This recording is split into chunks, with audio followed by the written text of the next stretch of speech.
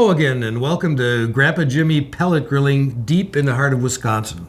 Today I'm going to show you how to make a steak caveman style.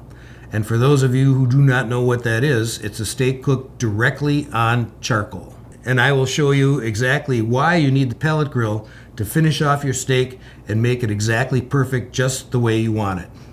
First of all, I think there's two big reasons why people don't cook steak caveman style. Number one is you have this expensive steak and you throw it on charcoal and people are going to think you're going to get charcoal dust all over your expensive steak. That's not true. The other reason, I think, is that people don't know how to determine when their steak is done the way they want it. 135 is a medium rare, that's what I prefer, but there's an easy way to tell exactly when it's done by finishing it off on a pellet grill, and I will show you that in just a minute. Little history about caveman steak. Picture this. You got a couple of cavemen sitting around the cave one day and they're getting kind of hungry. So they decide they're going to go out and they're going to kill some dinner. So they take off out of the cave, and if their cave is in Wisconsin, they got to walk like 2-3 miles barefoot in the snow before they even find a woolly mammoth. And then they got to kill it with a homemade bow and arrow that they made out of sticks the day before.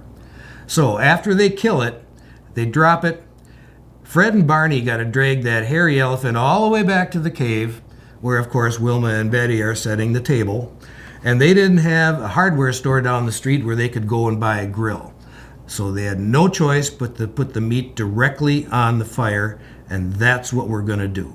So here we have your basic woolly mammoth steak. This is 1.25 inches thick, and I'm going to cook it for 2.5 minutes on each side. First of all, what you want to do with your steak is you want to let it sit for maybe a half an hour out of the refrigerator till it warms up to room temperature. Now you do this with beef. You do not do it with chicken or fish or pork. That's a bad thing. You only let your meat warm up to room temperature if it's beef.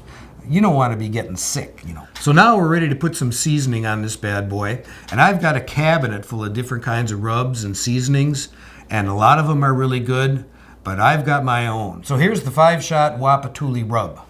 First of all, we take 1 shot of coarse black pepper. Then we take a 2nd shot of coarse black pepper, 1 shot of coarse salt, 1 shot of seasoned salt, and finally 1 shot of garlic powder. Not salt, but garlic powder. The good thing about this is it's very inexpensive, and most of you probably have this stuff at home already, so you can just go ahead and mix it up. Okay, so we put our cover on. And ordinarily, if this rub is good for poultry and pork and everything else, and I would ordinarily put a little bit more on if I was cooking that kind of meat. But for the caveman steak, I don't want to put it on quite as heavy because it's going to be right on the coals. And I like to try and get a little bit around the edges too, kind of get that flavor all around. Flip her over, get some more on there. So you want to preheat your pellet grill to 250 degrees before you put your steak on the coals. I got to add some pellets here.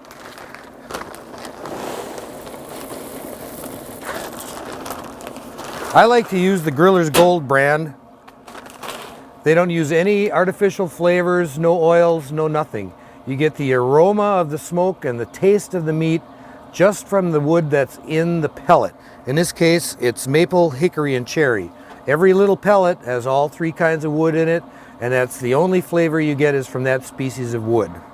And actually, I think it burns a little hotter than some of the other brands I've used, so I tend to use Griller's Gold. So pay attention now, this woolly mammoth ribeye is 1.25 inches thick. I'm putting it on directly on the coal for 2.5 minutes on each side. If you have a little thinner steak, maybe 1 inch, a little less time.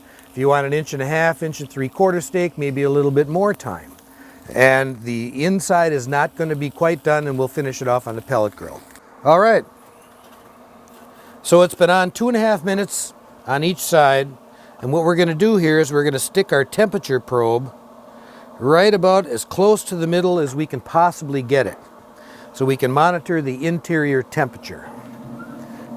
All right. All the pellet grills are going to come with that. You put that on, and we're going to finish it off, and you can make it to the exact temperature that you want it.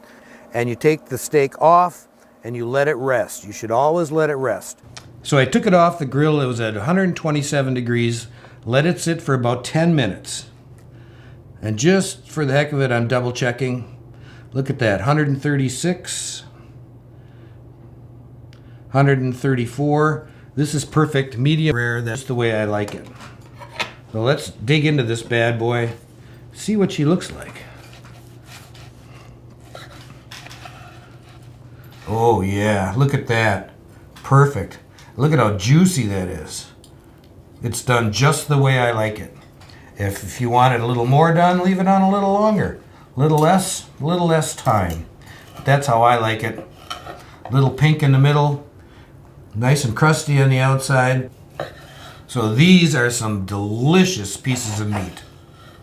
What I'm trying to do here is show you guys exactly how to make things. So I'm telling you what temperatures to use, how long it takes, so you don't have any questions in your mind of how to do this. If you have any comments, leave them below. If there's something else you want me to try making, I'll be glad to make the mistakes so you don't have to. So that was really easy. At 1 1/4 inches thick, we cooked our steak directly on the coal, 2.5 minutes on each side, and then we put it on the pellet grill to finish it off exactly the way you want it. So, I wanted to share a little something with you today about life. A couple weeks ago, I lost a battle with a patch of ice out on the deck, fell down, broke 2 ribs, and bruised my hip. Really makes you think. It's okay to think about the future, and it's okay to plan for the future, but never count on the future. All you have is today. Today is a collection of moments, and that's what you've got. You've got today. Tomorrow may never come. So that's it for today, boys and girls. I'm going to enjoy my Corbel Brandy Old Fashioned, and it's time to get out your crayons and color my ass out of here. So good luck, God bless, and remember the golden rule. Cheers. Cheers, everyone. Oh man, this is looking good. Son of a... Now we're gonna flip it.